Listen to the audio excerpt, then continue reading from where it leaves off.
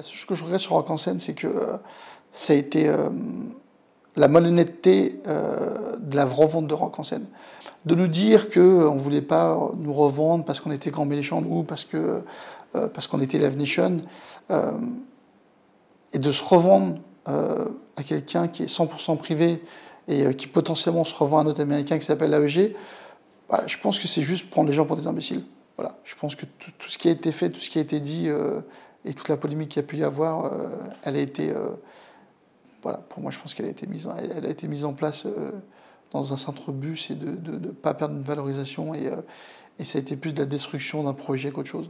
Je pense que c'est ça qui n'est pas bien. C'est là où c'est voilà, là où c'est regrettable d'en arriver à ce point-là, alors qu'on devrait être content aujourd'hui qu'il y ait 3, 4, 5, 6 festivals à Paris et que des artistes puissent avoir des plateformes, que les touristes viennent, que les prestataires puissent avoir beaucoup plus de travail. Ça, c'est important.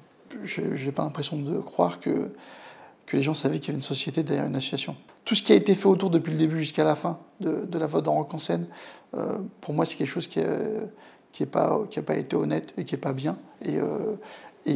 Voilà, après, chacun se regarde dans la glace et l'assume ou pas. Mais je pense qu'ils ont juste du mal à l'assumer et je trouve ça regrettable.